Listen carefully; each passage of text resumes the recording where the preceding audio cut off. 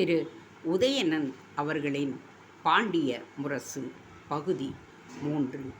இந்த கதையை மேலே தொடர்வதற்கு முன் வரலாற்று பின்னணிகள் சிலவற்றை நாம் அறிந்து கொள்வது நல்லது.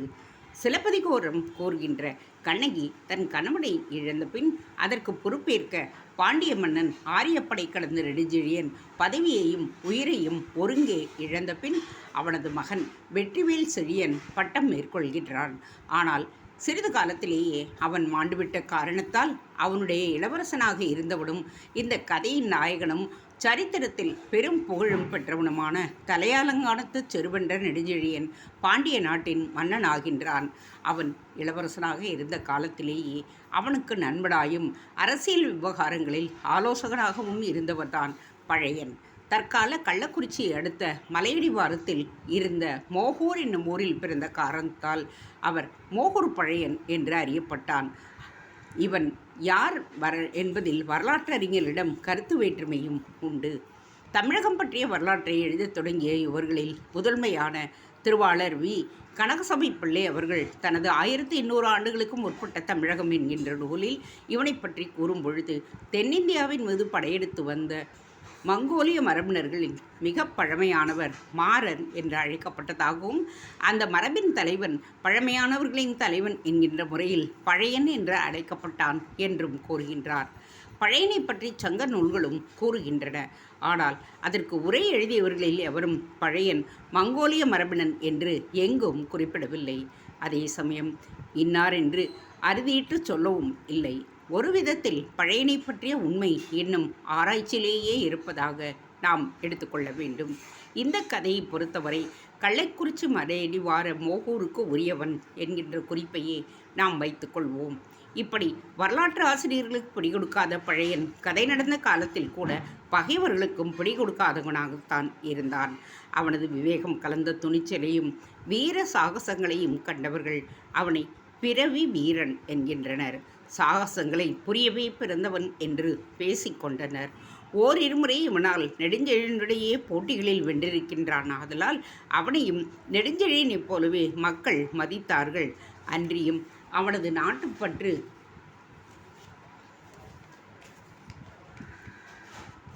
முதன்மையாக இருந்தது. இந்த நாட்டுக்கு உண்டாகக்கூடிய ஆபத்துக்களை பலமுறை தன்னுடைய தனித்திறமையால் அவன் வேறறுத்திருக்கின்றான். மக்கள் அவனை நாட்டின் நம்பிக்கை நட்சத்திரமாக கருதினர். ஒருமுறை கொற்கையில் நடக்கவிருந்த கொள்ளையை மிகவும் திறம்பட தடுத்து அதற்கு காரணமானவர்களை கையும் களவுமாக பிடித்தும் நிறுத்தியிருந்தான்.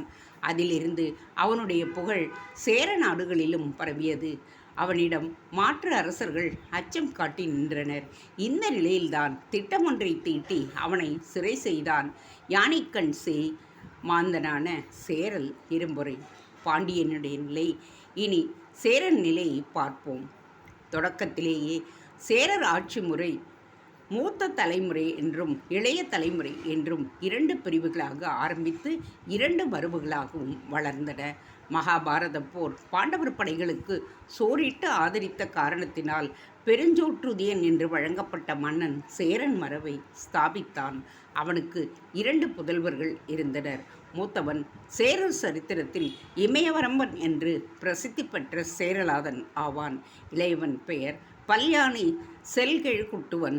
மூத்தவரான சேரன்தான் இன்று கேரளம் என்று அழைக்கப்படும் மலைநாட்டை தனதாக்கி கொண்டு திருவஞ்சிக்களம் என்று தற்பொழுது வழங்கப்படும் வஞ்சிமா நகரை தலைநகராக்கி தன் சாம்ராஜ்யத்துக்கு அதிபதியானான்.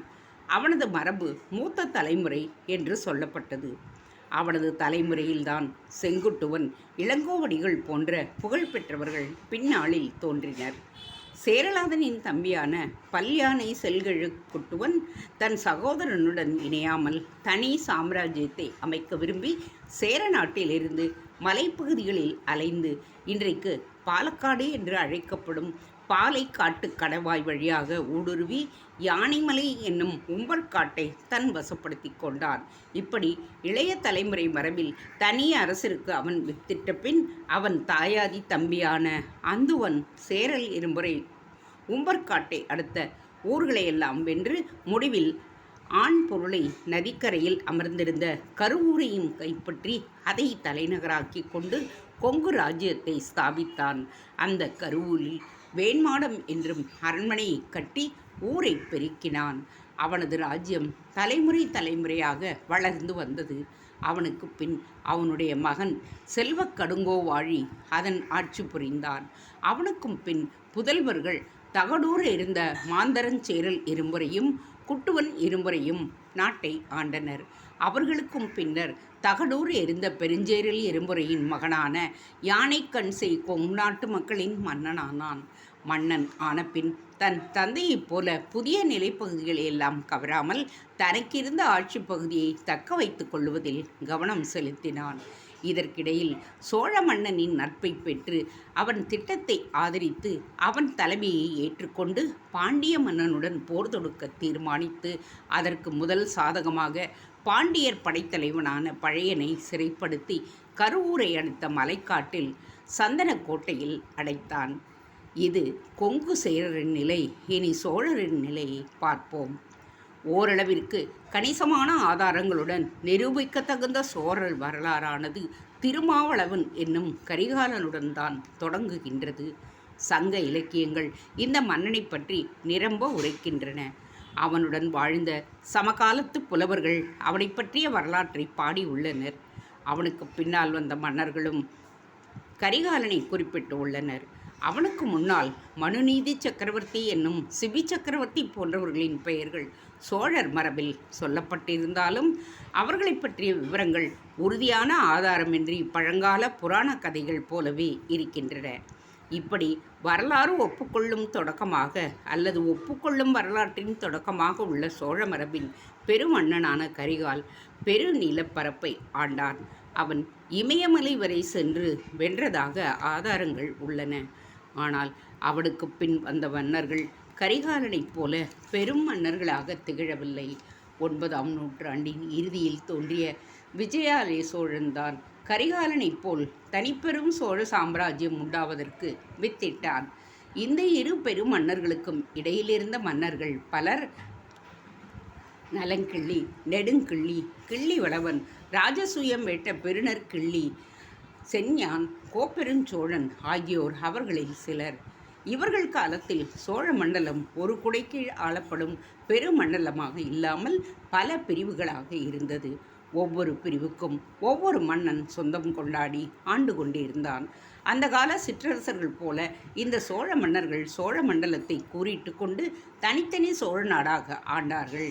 இந்த பிரிவு காரணமாக, இதால் உண்டான பூசல் காரணமாக சில நூற்றாண்டுகள் வரை சோழ சாம்ராஜ்யம் என்ற ஒன்று நிலைபெறாமலே இருந்து வந்தது.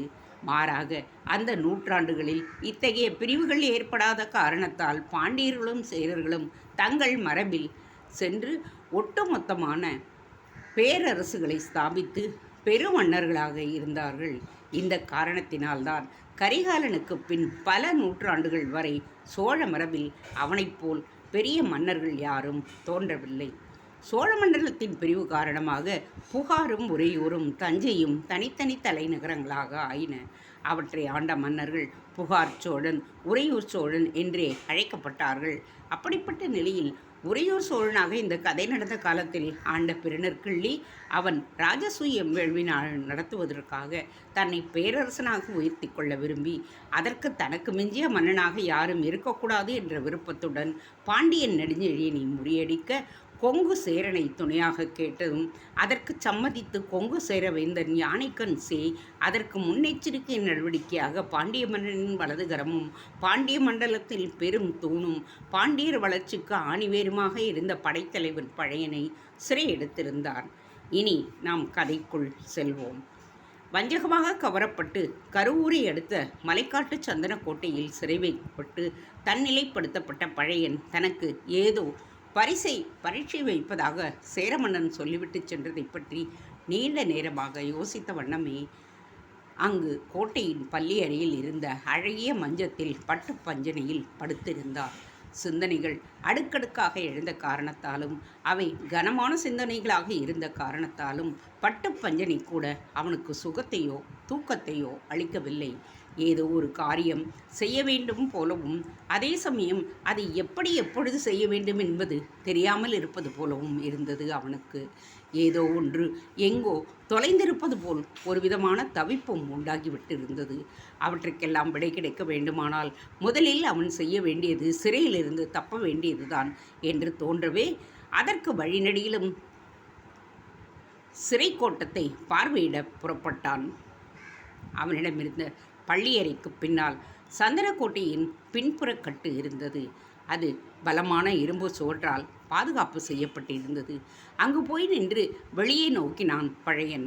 வெளிப்புறமானது இருட்டு கரிய வண்ணம் அளித்த மாதிரி இருந்தது. தொடர்ந்து பார்த்து கொண்டே இருந்தான். அவ்விருட்டு தன் கண்களையே வந்தடைந்து குருடாக்கிவிடும் போல் இருக்கவே அங்கிருந்து கிளம்பினான். அப்பொழுதுதான் அந்த இருட்டு பகுதியிலிருந்து ஐயோ என்கின்ற ஓலம் நெஞ்சை உலுக்கும் விதத்தில் மிகவும் பயங்கரமாக எழுந்தது.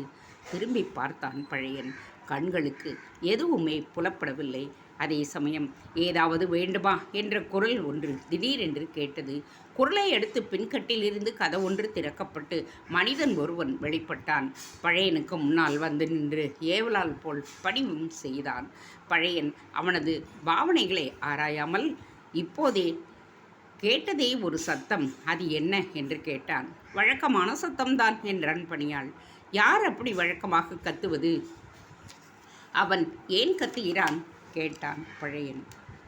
புலியின் வாயிலோ சிங்கத்தின் வாயிலோ கவ்வப்பட்டால் மனிதன் கத்தாமல் இருக்க முடியாது. அப்படியானால் இங்கே புலியும் சிங்கமும் கடிப்பது வழக்கமோ? ஏறக்குறைய அப்படித்தான். இந்த பகுதியில் நள்ளிரவு நேரத்தில் தனியே செல்பவர்கள் பெரும்பாலும் காட்டு மிருகங்களுக்கு இரையாகி மரண ஓலத்துடன் வாழ்வது வழக்கம். அவர்களுக்கு தப்பினால் மலைக்காடுகளில் சதா உலவிக் கொள்ளும் பேய்களால் கழுத்து முறிந்து இறந்து விடுகிறார்கள். பணியால் இப்படி விளக்கமளித்ததும் சற்றே மௌனம் சாதித்த பழையன், நீங்கள் யார் என்று வினவினான். ஐயா, இங்கிருப்பது நான் ஒருவன் மட்டுமல்ல, அதோடு எங்களுக்கு பல பெயர்களும் உண்டு. இருப்பினும் அனைவரது பணிகளும் ஒன்றுதான். இங்கிருந்து தப்புவது ஒன்றை தவிர இதர உதவிகள் எதையும் உங்களுக்கு செய்யும்படி எங்களுக்கு உத்தரவு இருக்கிறது. எனவே என்னை பற்றி எல்லாம் அறிந்து கொள்ள விரும்ப வேண்டாம் என்று பணிவாகவே தெரிவித்து கொண்டான் அவன். வீரனே, இங்கிருந்து தப்ப விரும்புபவர்கள் இங்கிருந்து உன் போன்றவர்களின் உதவியை நாடுவதுண்டா என்று வினவினான். நான் கூறியதை தவறாக புரிந்து கொண்டு விட்டீர்கள். உங்களுக்கு ஒருவேளை அப்படி ஒரு ஆசை இருக்குமானால் விட்டுவிடுங்கள் என்பதற்காக சொன்னேன். உங்கள் உதவியில்லாமல் தானே நானோ மற்றவர்களும் முயல வேண்டும் அல்லவா? நாங்கள் உதவினால் கூட முடியாத காரியத்தை நீங்களாகவே செய்ய முடியும் என்று கருதினால் எங்களுக்கு சிரிப்பாகத்தான் இருக்கின்றது. ஆனால் பணியாளனான நான் சிரிக்க முடியாது. அந்த நிலை வராது வீரரே. நானாக தப்பித்து போக முயல மாட்டேன், இது சத்தியம். படைத்தலைவரே, என்னிடம் போய் தங்கள் சாமர்த்தியத்தை காட்ட வேண்டாம். தப்ப மாட்டேன் என்று எங்களிடம் சொல்லாதீர்கள். அதை நம்பி நாங்கள் அயர்ந்து இருப்போம். நீங்கள் சாமர்த்தியமாக தப்பி விடுவீர்கள், அப்படித்தானே? இதற்கேட்டு அதிர்ச்சி அடைந்தவனைப் போல் நடித்த பழையன், வீரரே, நீர் அறிவு கூர்மை படைத்தவராயிருக்கின்றீர். நான் சற்று ஏமாந்துதான் போய்விட்டேன். என்ன வீரரே, இங்கிருக்கும் மற்றவர்களும் உம்மை போன்றவர்கள்தானா என்று கேட்டான். ஐயா, யார் எப்படிப்பட்டவராக இருந்தால் என்ன? நீர் எங்கள் கண்களில் மண்ணை தூவிவிட்டு தப்பினாலும் புலிகளிடமிருந்து தப்ப முடியாது. அவற்றிடமிருந்து தப்பினால் கூட சிங்கங்கள் இருக்கின்றன. இவைகளை உலவ விட்டிருப்பதே நாங்கள்தான். அப்படியானால் பேய்களையும் நீங்கள்தான் உலவ விட்டிருக்கின்றீர்களோ? ஆமாம், எங்கள் புலிகளால் பட்சணம் செய்யப்படுபவர்கள் தானே பேய்களாக உலவுகிறார்கள். எல்லாமே ஆண் பேய்கள்தான் போல் இருக்கிறது. இல்லை, 9 பேய்கள் இருக்கின்றன, அதுவும் இடாகினி பேய்கள். அதென்ன 9? நாங்கள் கொண்டிருக்கும் இளம் பெண்களின் எண்ணிக்கை அது என்று தெரிவித்த அவன், ஐயா, இதையெல்லாம் அனுபவப்படும் பொழுதுதான் தெரியும். இவற்றையெல்லாம் யாருக்கும் நாங்கள் சொல்வதில்லை. ஏதோ நீங்கள் வாயை பிடுங்கி தெரிந்து கொண்டு விட்டீர்கள். உண்மையில் நாங்கள் சொல்ல வேண்டிய விவரங்கள் பேய்களை பற்றியோ புலிகளை பற்றியோ அல்ல, இந்த சந்தனக்கோட்டை பற்றியதுதான். இங்கே சதா சர்வகாலமும் வீசிக்கொண்டிருக்கும் மனத்தை கண்டு இதை வசந்த மாளிகை என்றோ, இங்கிருக்கும் சிற்ப எழில் ஓவியங்களைக் கண்டு இதை கலைக்கூடம் என்றோ எண்ணிக்கொள்ள வேண்டாம். சந்தனவனம், சிற்ப எழில் இவையெல்லாம் வெறும் ஒப்பனைகள். உண்மையிலேயே இது ஒரு பயங்கர கோட்டை. சேரர் கடற்கரையில் வசித்த யவன கொள்ளைக்காரர்களை கொண்டு நிர்மாணிக்கப்பட்ட கோட்டை இது. யவனர்களின் நூதனமான பொறிகள் அனைத்தும் இங்கே மறைத்து வைக்கப்பட்டுள்ளன. இங்கு உள்ளவர்கள் எங்களை விட இந்த பொறிகளை சிறப்பாக கண்காணிக்கும். இங்குள்ள ஒரு கதவை திறந்தாலோ அல்லது தகர்த்தாலோ அதற்கு அடுத்த உள்ள கதவு தானாக மூடிக்கொள்ளும். இப்படி எல்லா கதவுகளையும் தகர்த்து விட்டால் கடைசியாக மிஞ்சக்கூடியது ஒன்றே ஒன்றுதான். அதை திறக்கவோ தகர்க்கவோ முடியாது. அதற்கான விசை வெளியில் மறைவான இடத்தில் இருக்கிறது. இதை வெளியே உள்ள காவலர்கள் தான் மேலெடுத்த உத்தரவின் பேரில் திறக்க முடியும். கதவுகளை தவிர வேறு எந்த வழியிலும் தப்புவது என்பது இயலாத காரியம். இந்த சந்தனக்கோட்டையின் சுவர்கள் வெளிப்புறம் சந்தனக்கட்டைகளால் அமைக்கப்பட்டிருக்கின்றதே தவிர உட்புறம் கனமான இரும்பு பாலங்களால் அமைக்கப்பட்டுள்ளது. அவற்றை தகர்க்க நீங்கள் ஆயுதங்களை பயன்படுத்தும் பொழுது யவனப்பொறிகள் தூண்டப்பட்டு ஒலி எழுப்பும். அதை காவலர்கள் எழுந்தால் உங்கள் முயற்சி வெற்றி பெறாது. இந்த கோட்டைக்கு நிலவறைகளே இல்லை. கோட்டையின் அடி கூட இரும்பால் தான் வேயப்பட்டது. காவலர் அறியாமல் அடியை தாண்டவும் முடியாது. அதோடு இந்த கோட்டையானது சதா சர்வகாலமும் அதோ அந்த மலையுச்சியின் மீதுள்ள காவல் கூடம் கண்காணிக்கின்றது. இந்த கோட்டையை தாக்க வெளியே இருந்து பகைவர்கள் வந்தால் காவல் கூடத்திலிருந்து பெரிய சங்கிலி ஒன்று எழும்பும். அதை அடுத்து பகைவரை வெல்ல எங்கள் உதவிப்படை விரையும் என்று கூடி முடித்தான். விளக்கங்களை கேட்டு புன்முறுவல் கொண்ட பழையன், எதற்காக இவளையும் மூச்சிறைக்கு சொல்லுகிறீர்கள்? நானாக இங்கிருந்து தப்ப முயல மாட்டேன் என்று சொன்னேன் தானே என்று சொல்லிவிட்டு நன்னன் எங்கே காணோம் என்று கேட்டான். அவர் தேவைப்படும் போது வருவார் என்றான் வீரன். அவர்கள் இருவரும் இப்படி பேசிக்கொண்டிருந்த நேரத்தில் திடீரென்று புறவிகளின் சத்தம் கேட்டது. அதை அடுத்து உள்ளே நுழைந்தார் சேரமன்னன். பழையனை நோக்கி வந்து அவனை தனியே அழைத்துச் சென்று, பழையா, உன்னை இப்படி சிறை வைத்திருப்பது எனக்கு பிடிக்கவில்லை. நீ மட்டும் பாண்டிய மன்னருக்கு உதவுவதில்லை என்று சத்தியம் செய். இச்சிறையிலிருந்து நீக்கி விடுகின்றேன் உன்னை என்றான். மன்னவா, இப்போதும் சொல்லுகின்றேன், பாண்டிய மாமன்னரை அற்பமாக எடை போட வேண்டாம். நான் இல்லாவிட்டால் பகைவர்களை அவரால் முறியடிக்க முடியும். அதற்காக உங்களிடம் நான் வாக்குறுதி அளிக்க வேண்டிய அவசியமில்லை. நான் பயன்பட வேண்டியது நண்பனாய் ஏற்று நம்பிக்கை கொண்டிருக்கும் பாண்டிய மாமன்னருக்குத்தானே அன்றி மானத்தை ஒதுக்கிவிட்டு சுயநலம் தேடும் சிற்றரசர்களுக்கு அல்ல. வாழும் ஆசை இருக்குமானால் நாங்கள் பாண்டிய மாமன்னரின் தலைமையை ஏற்றுக்கொள்வதுதானே அன்றி சோழனின் தலைமையை அல்ல என்றான் பழையன். இதை கேட்டதும் சேரமானின் கண்கள் சிவந்தன. வாளை உருவினான் பழையனை வெட்டுவதற்கு. ஆனால் உருவிய வேகத்திலேயே உரையில் போட்டுவிட்டு, உன்னை இப்பொழுது வெட்டுவதில் எனக்கு மகிழ்ச்சி இல்லை. பாண்டியனை வீழ்த்திய பிறகு அவன் அரியணையில் அமர்ந்து உன்னை சிரச்சேதம் செய்ததுதான் உகந்தது. நாட்களை எண்ணிக்கொண்டிரு என்று கூறிவிட்டு புறப்பட்டான். எண்ணுகின்றேன் மன்னா, நாட்களை எண்ணுகின்றேன் என்று தனக்குள்ளேயே சொல்லிக்கொண்ட பழையன் தன் பள்ளி அறையை அடைந்து படுத்து கொண்டான். நள்ளிரவு நேரம் நெருங்கி கொண்டிருந்தது. அமைதியாக இருந்த அந்த நேரத்தில் இருந்தாற்போலிருந்து திடீரென்று நரியொன்று பயங்கரமாக ஊளையிட்டது. அதையடுத்து காற்று வீசுவதும் நின்று போய் மயான அமைதி சூழ்ந்தது. சிறிது நேரத்தில் அந்த பேரமைதியை கிழித்து கிளியை உண்டாக்கக்கூடிய விதத்தில் ஜல் ஜல் என்ற ஒலி எழுந்தது. அவன் இருந்த அறைக்கு சமீபமாக அந்த ஒலி வரவும் செய்தது. இரவில் தனிமையும் அமைதியும் பயங்கரமானவை. அதே சமயம் அந்த இரண்டும் திடீரென்று அமானுஷ்ய அரவத்தால் கிழிக்கப்படும் பொழுது கிளி உண்டாகின்றது. சந்தன கோட்டைக்குள் மயான அமைதியில் தனித்து கிடந்த பழையன் திடீரென ஜல் ஜல் என்ற ஒலி எழுந்ததையும் தன் அறையை நோக்கி அது நெருங்குவதையும் கேட்டபோது சேரன் விவரித்த பேய்களை பற்றிய நினைவுதான் வந்தது.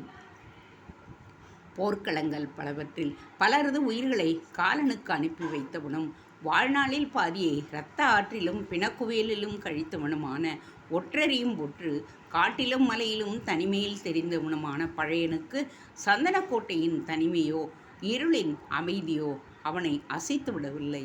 சேர வீரன் கூறிய பேய்க்கதைகளினாலும் அவன் அஞ்சிவிடவில்லை.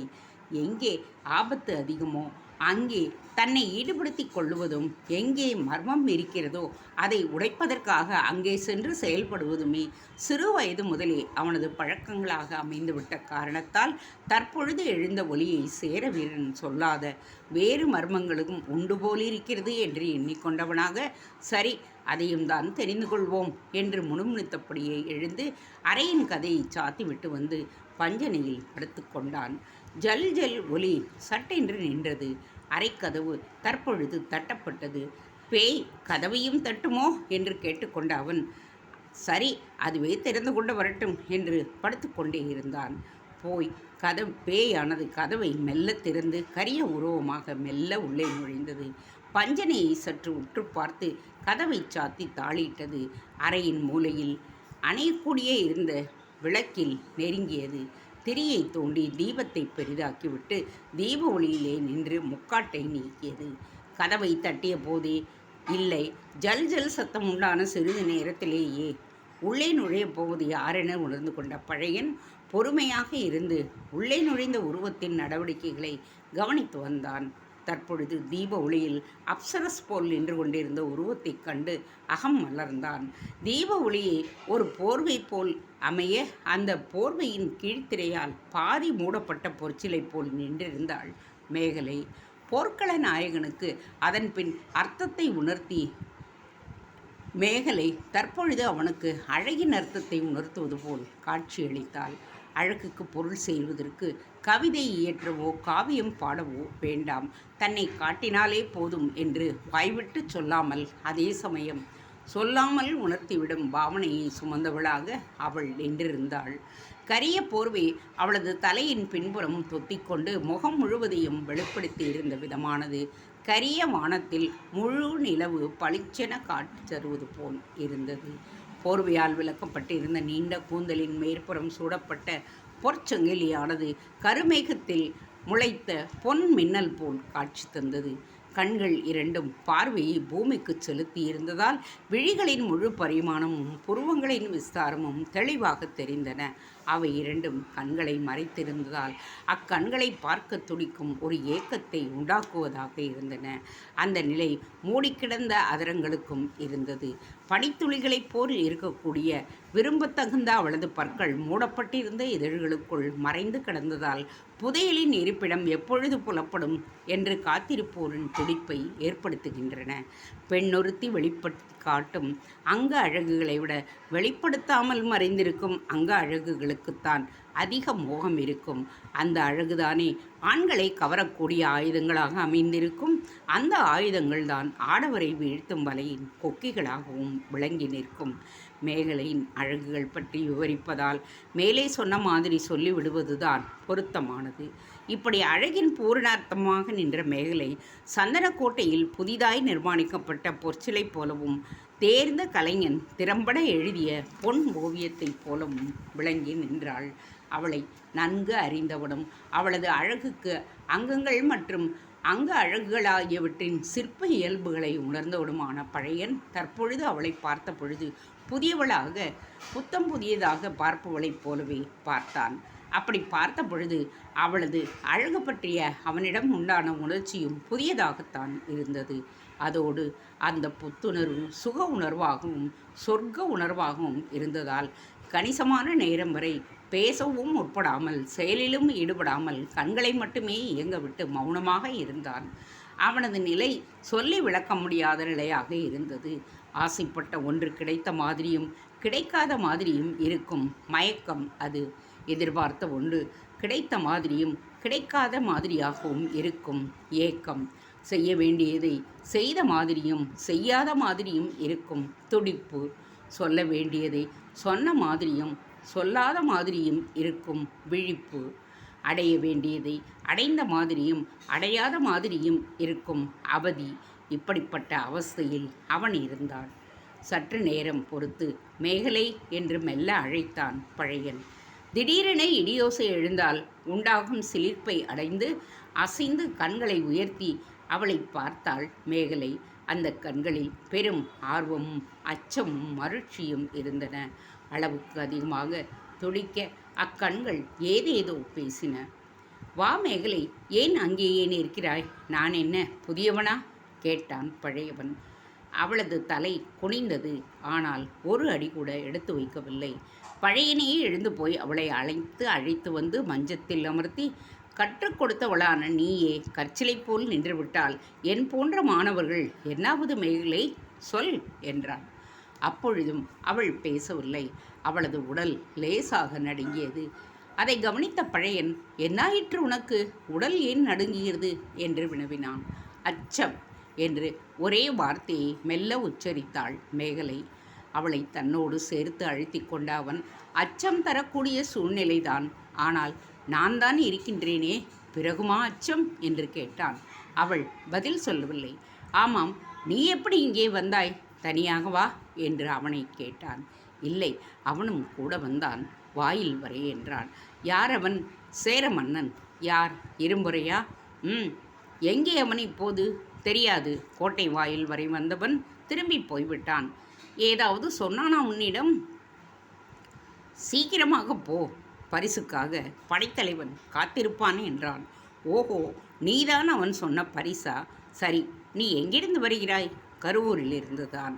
புறவியிலா வந்தாய்? இல்லை, சிவிகையில். அது எங்கே போய்விட்டது? உனக்குத்தான் புறவியேற்றம் தெரியுமே, சிவிகைதான் வசதியாக இருக்கும் என்றான் சேர மன்னன். வழியில் தவறாக ஏதாவது நடந்து கொண்டானா அவன்? இல்லை, வழியில் பேசவும் இல்லை. கோட்டை வாசியில் பேசியதோடு சரி. கருவூர் சிறையிலா இருந்தாய்? இல்லை, அந்தப்புறத்தில் இருந்தேன். அங்கு உன்னுடைய நிலை ஒரு குறைவும் இல்லை. உன் தந்தை, தாய், தோழி இவர்களெல்லாம் எங்கே? தெரியாது. ஆனால் கருவூரில்தான் எங்காவது பத்திரமாக இருப்பார்கள். ஒருவேளை பொதினிக்கு கூட அவர்கள் அனுப்பப்பட்டிருக்கலாம். எனக்கு சீலை செய்தி எழுதியது நீதானே? நீ எச்சரிக்கப்பட்டது உண்மைதான். சேரன் எப்படி குறுக்கிட்டான்? எங்கள் இருப்பிடத்திற்கு அவனை வந்தான். இருந்த நிலைமையை அறிந்தான். தான் சொல்வது போல் நடந்து கொள்ளும்படி நல்ல விதமாகத்தான் கேட்டான். எல்லோருமே ஒப்புக்கொண்டோம். எப்படி? அவன் சொல்வது போல் ஒப்புக்கொண்டால் உயிருக்கு தீங்கு ஏற்படாது என்றான். இது ஒன்றுதானா?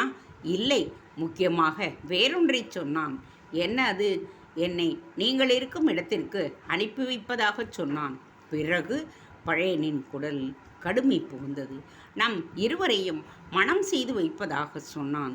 ஓஹோ, இதை கேட்டதும் நீ சம்மதித்து விட்டாய்.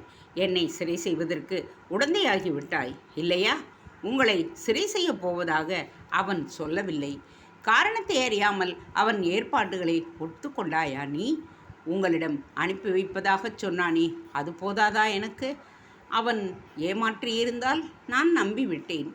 சேரனின் மீது உனக்கு ரொம்ப நம்பிக்கை வந்துவிட்டது. வெறும் நம்பிக்கை அல்ல, நான் நம்பியதற்கு காரணம் உங்களிடம் வந்துவிட ஒரு வாய்ப்பு கிடைத்ததே என்பதுதான். இந்த பொய் வார்த்தைகள் எனக்கு வேண்டாம். சேரனிடம்தான் உனக்கு அபார நம்பிக்கை. அவனிடமே போ, இங்கு இருக்காதே. அப்படியா? சரி, போகிறேன். போய் அவன் காலில் விழுகிறேன். ஏன், அவனையே மணந்தும் கொள்ளுகிறேன். நீங்கள் இங்கேயே படுத்துக்கொண்டு சந்தேகப்பட்டு கொண்டே இருங்கள் என்று மேகலையும் திடீரென்று கோபத்தால் படபடவென்று பேசிவிட்டு விருட்டென எழுந்து அறையை திறந்து கொண்டு வெளியேறினாள். மேகலை, மேகலை என்று குரல் கொடுத்தான் பழையன். அது அவள் காதில் விழவில்லை. திறந்து கிடந்த கோட்டை வாயிலை நோக்கிச் சென்றவள் வெளியே ஓடினாள். தூரத்தில் எங்கோ புலி ஒன்று உருமும் சத்தம் கேட்டது. தேங்க்ஸ் ஃபார் வாட்சிங். Please subscribe.